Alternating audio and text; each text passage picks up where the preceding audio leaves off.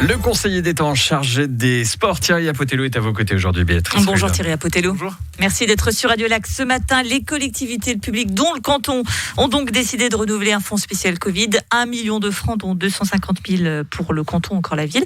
C'est un montant déjà qui a été débloqué à l'automne dernier. Pourquoi cette nouvelle aide en si peu de temps ? Bon, quel est le constat ? Le constat en matière de sport, c'est que les clubs sportifs sont financés par deux sources. La première, c'est les collectivités publiques, principalement communales, et puis les sponsors qui sont les entreprises locales, ces indépendantes et indépendants qui soutiennent des clubs.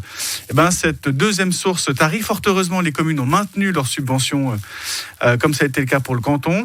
Et puis, évidemment, les entreprises ont fait des choix, s'agissant d'une situation économique dramatique. Et donc, pour préserver le tissu associatif et donc sportif, les collectivités publiques, déjà en 2020, vous l'avez dit, puis en 2021, continuent de soutenir les clubs qui seraient en difficulté financière. On peut donc dire que le sport amateur est sous perfusion. Combien de temps est-ce que ça peut durer, que le canton continue ainsi de financer ces associations ?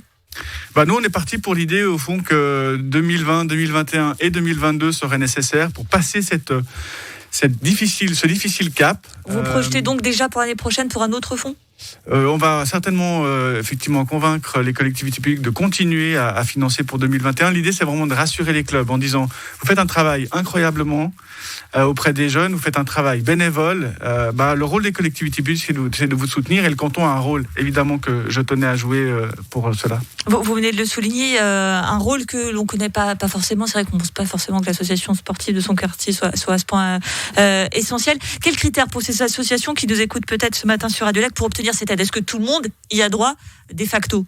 Alors, il y a droit, non. Il faut évidemment donner patte blanche à la situation financière. Si on part du principe que, au fond, le fonds ne servirait pas à couvrir des pertes, cela n'aurait aucun sens, et on préférerait utiliser cet argent pour soutenir peut-être plus fortement d'autres personnes. Donc il y a des critères autour de la situation, des associations qui sont concernées. Ça, c'est vraiment le principal critère. L'année passée, en 2020, nous avons aidé 58 associations, 102 avaient fait des demandes, et on a octroyé 859 000 francs. Est-ce qu'on peut dire que s'il n'y avait pas eu cette aide, ces associations auraient disparu ? Oui, certainement. Je pense qu'elles seraient en telle difficulté que cela démotive les bénévoles à la tête de ces associations. Et cela, évidemment, met en péril toute la structure, parce que quand on parle de clubs de sport, on parle de jeunes, de moins jeunes, d'amateurs, plus adultes. Et là, c'est tout un écosystème sportif que nous perdrions. Alors, vous êtes en charge des sports, de la culture, mais aussi de la cohésion sociale. Moi, que je peux dire, c'est que la situation s'est pas véritablement améliorée ces derniers mois. Vous avez obtenu quand même 100 millions de francs supplémentaires cette année, ce qui était une grosse somme formidable. Ça. Est-ce que déjà ça va suffire quand on voit ce qui nous attend et déjà tous les drames sociaux qui s'annoncent ? En fait, tous les francs que nous investissons, c'est les francs qui servent à réparer ce que la crise a créé comme difficulté.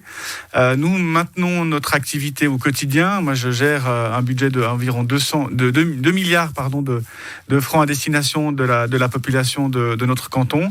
Et puis, il y a des exceptions à toutes celles et tous ceux qui, au fond, rencontrent des difficultés. Ils ne rentrent pas dans le filet, comme on dit. Et effectivement, l'argent, les projets que nous avons mis en œuvre avec le Grand Conseil permet de réparer un bout. Je parle notamment, par exemple, des sans-abri. On a eu le crédit de 5 millions pour partage et la crise alimentaire. C'est quelques exemples qui montrent que nous sommes effectivement très au front s'agissant de la difficulté sociale. Et puis on espère qu'avec... Est-ce que c'est pas une goutte d'eau, pardonnez-moi, on parle quand même de 100 millions de francs, mais est-ce que c'est pas une goutte d'eau dans ces difficultés, dans les gens qui ont des problèmes actuellement, qui se disent mais oui, mais c'est pas suffisant. C'est jamais une goutte d'eau quand on permet à un loyer d'être payé. C'est jamais une goutte d'eau quand on permet de rattraper des frais médicaux. C'est jamais une goutte d'eau pour un ménage qui effectivement a perdu tous les revenus. On a voté le 7 mars dernier une loi qui permet de rattraper 2 mois de perte de revenus. Je rappelle que en mi-mars, les gens ont tout perdu d'un coup, parfois même par SMS. Donc il y a effectivement des éléments très concrets que nous pouvons apporter qui sont nécessaires à la vie de chacun. Pour terminer, il y a des secteurs, on pense évidemment aux restaurateurs, aux indépendants qui vont se retrouver sur la paille. Les acteurs du social nous alertent sur les dangers, la situation explosive que pourrait connaître Genève. Ça vous inquiète, cette possible explosion sociale qui nous attend dans les prochains mois et prochaines années? Oui, ça m'inquiète et ma réponse a été de lancer par exemple un appel à projet pour retrouver du collectif. Donc c'est 300 000 collectif, francs. c'est bien, mais pouvoir payer et pouvoir manger, c'est mieux. Avec la démonstration que je vous ai faite, on a aidé individuellement les gens. Maintenant, il faut qu'on travaille aussi sur le collectif. Donc cet appel à projet servira à monter des projets avec les communes et les associations, parce que justement, on doit retrouver du collectif. On doit faire en sorte que les gens puissent se retrouver. C'est ce qui fait que la culture a du sens, le sport a du sens, et pour lesquels, évidemment, nous avons beaucoup aidé cette année et que nous continuerons en 2021. Merci beaucoup Thierry Apotello, conseiller d'État chargé des sports, d'avoir répondu à Radio Lac. Et puis alors, si jamais vous savoir qui sera votre prochain collègue, ne manquez pas le grand débat ce soir sur Radio Lac à 18h avec les 4 candidats au Conseil d'État.